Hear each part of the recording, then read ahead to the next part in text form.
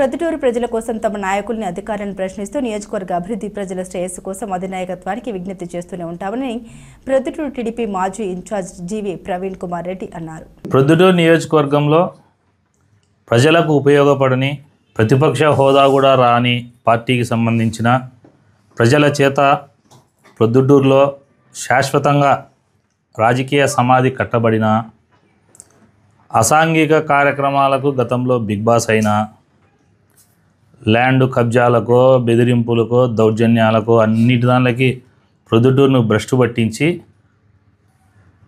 చీకటి రాజ్యానికి ఇప్పటికి కూడా లోపాయకారి రాజకీయాలు చీకటి ఒప్పందాలకు బిగ్ బాస్ అయినటువంటి మాజీ శాసనసభ్యుడు రాచమల్లి శివప్రసాద్ రెడ్డి గారు నాకంటే వయసులో పెద్దోడు, నాకంటే 2 దఫాలు ఎమ్మెల్యేగా పనిచేసినాడు, గౌరవప్రదమైన వ్యక్తిగా ఉండాల్సిన వ్యక్తి ప్రెస్ మీట్లలో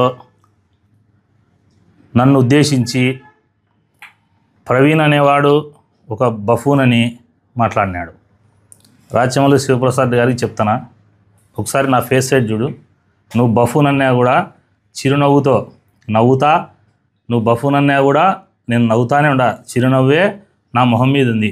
అంతకంటే ఎన్నో మాటలు నువ్వు నీ చెంచాలతో గత 5 ఏళ్ళలో నువ్వు అనిపించినా కూడా ప్రొద్దుటూరు ప్రజల కోసం భరించిన, ప్రొద్దుటూరు ప్రజల కోసం ప్రశ్నిస్తా, నువ్వు చేసే అవినీతి అక్రమాలు చీకటి ఒప్పందాలు అన్నీ బయట పెడతా, ప్రొద్దుటూరు ప్రజల కోసం నేను భరిస్తాడా.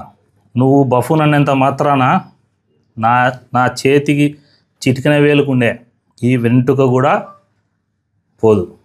డిఏడబ్ల్యూ కాలేజీకి సంబంధించినది, డిఏడబ్ల్యూ కాలేజీ నిర్మాణం ఆ ప్రాంతంలో డిఏడబ్ల్యూ కాలేజీలో ఏదైతే 11 ఎకరాలు అమ్మి ఆడ నిర్మాణాలు జరిగి ప్లాట్లు వేసినారో ఆ స్థలము నీ హయాంలో రిజిస్టర్లు అయినాయి, నీ హయాంలో చేతులు మారినాయి. నీకు 70 లక్షల రూపాయల డబ్బులు ఇచ్చినాం, ఓవరాల్గా 2.5 కోటి డబ్బులు ఇచ్చినామని చెప్పేసి ప్రెస్ మీట్లోనే చెప్పడం జరిగింది. మరి నువ్వు అక్రమమా సక్రమమా అది చెప్పమంటే దానికి జవాబు చెప్పవు. మార్సి స్కూల్ తిప్పిల్లేసినావా అంటే చెప్పవు. నేను చెప్తానా, డిఏడబ్ల్యూ కాలేజీకి మహర్షి విద్యాసంస్థలకు సంబంధించినవి మొత్తం త్వరలో ప్రొద్దుటూరు ప్రజలకు పేపర్లు చూపించి దాంట్లో జరిగినటువంటి అక్రమాలు ఏంటి, దాంట్లో నీ పాత్ర ఏంది, ఎన్ని కోట్లు చేతులు మారినాయి, దాంట్లో ఉండే వ్యక్తులు ఎవరు, విద్యని చెప్పే విద్యాలయాలు దేవాలయాల కంటే చాలా ఉన్నతమైన ప్లేస్ గుడి అంటే, బడి అంటే.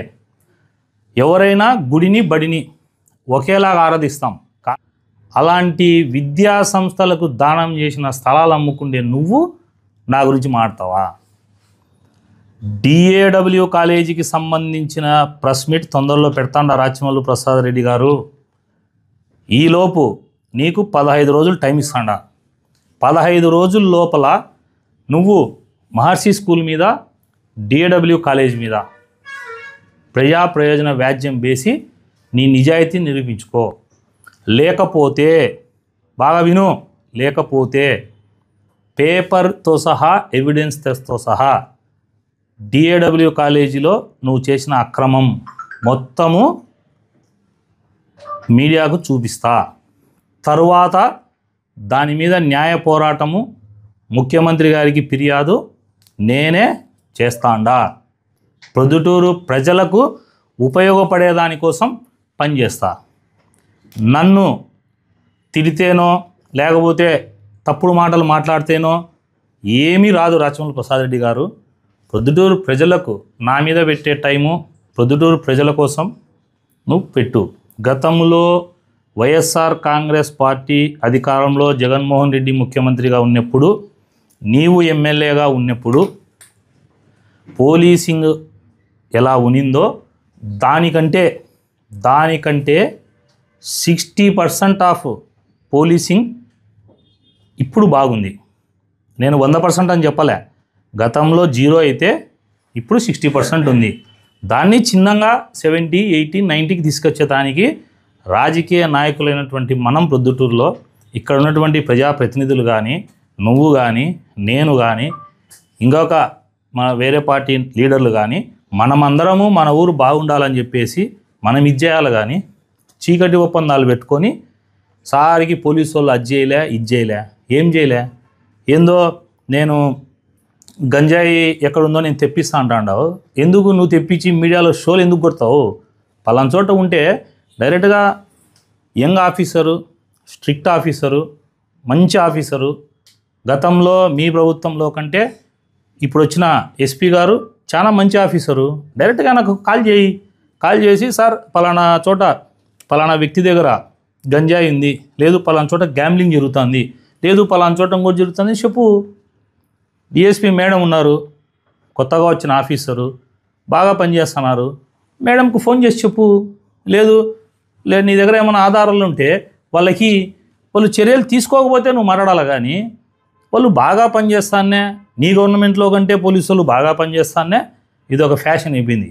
పోలీసు వాళ్ళు వచ్చి ఏం చేయలే, వాళ్ళు అనుకుంటే గంటకు చేస్తారు, 2 గంటలు చేస్తారంటే వాళ్ళకు కూడా తగిన సమాచారం ఎక్కడ ఏం జరిగేది ఇవ్వాల్సిన బాధ్యత రాజకీయ నాయకులుగా మన మీద ఉంది. రాచమల్లు ప్రసాద్ రెడ్డి గారు, నా దృష్టికి ఏ అసాంఘిక కార్యక్రమాలు వచ్చినా కూడా నేను ఎస్పీ గారికి, డిఎస్పీ గారి దృష్టికి తీసుకుపోతాను.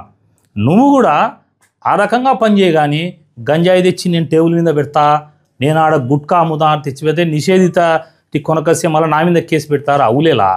ఏంది నీ అవులేలు? నువ్వు ప్రెస్ మీట్లు పెట్టేది నీ వాయిస్ ఫర్ సేల్. భవిష్యత్తులో నీలాగా, ఎందుకంటే నువ్వు తయారైనావు కాబట్టి ఫ్యూచర్లో ఎవడో కూడా నీలాగా మళ్ళీ తయారవుతాయే. గొంతు అమ్ముకుండేవాడిని ఏమంటారు అంటే రాచమల్లు అంటారనే పేరు పడిపోయేటట్లుంది. గొంతు ఎవరు అమ్ముకుంటారంటే రాచమల్లు అనే పేరు, ఆ బ్రాండ్ సెట్ చేస్తుండవు. ప్రొద్దుటూరు ప్రజలకు ఉపయోగపడే పని చేస్తే నేను చెప్తేనో ప్రజలు ఇంకొకరు చెప్తేనో అబద్ధం ఎప్పుడు నిజం కాదు. నువ్వు పని చేయలేదు కాబట్టే లాస్ట్ టైం నేను చెప్పిన ఆరోపణలు నిజం కాబట్టే నువ్వు ఓడిపోయినావు. ఇంకా నువ్వు ఆ ట్రాన్స్లోంచి బయటికి రావట్లే. నువ్వు ఎందుకు ఓడిపోయినావు ఫస్ట్ ఆత్మపరిశీలన చేసుకో, తర్వాత మాట్లాడు. ఇంకొకసారి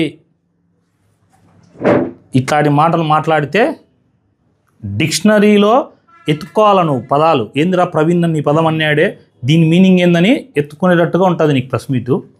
ప్రొద్దుటూరు ప్రజలను కూడా గమనించమని కోరుతున్నా. ఇట్లాంటి వాయిస్ అమ్ముకుండే, గొంతు అమ్ముకుండే ప్రతిపక్ష లేని రాచమల్లు ప్రసాద్ ఈ ఊరికి ఏమైనా అవసరమా?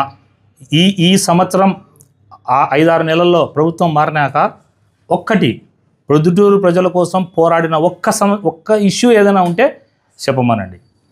అదే నేను పనిచేసినప్పుడు నెల మీరు మీ మీద పోరాడిన ఇష్యూ షెడ్యూల్ వదులుతా పేపర్ పెట్టి ఏది చేసిందని. ఇప్పటికైనా ప్రతిపక్షంలో ఒక స్టాండర్డ్ సెట్ చేసిన, ఆ స్టాండర్డ్స్ ఫాలో అయితే ప్రజలకు ఉపయోగపడుతుంది. అంతేగాని అడ్డపేర్లతో పిలిచి సునకానందం పొంది ఎవడెవడో చెంచాలతో నానా రకాల అడ్డపేర్లు పెట్టి ప్రెస్ మీట్లు మాట్లాడినావు కాబట్టి ఆడుండవు. ఇంకా అదే ఫాలో అయినావు అనుకో, డిపాజిట్ రాదు నెక్స్ట్ ఎలక్షన్లకి. గుర్తుపెట్టుకో రాచమల్లు ప్రసాద్ రెడ్డి గారు.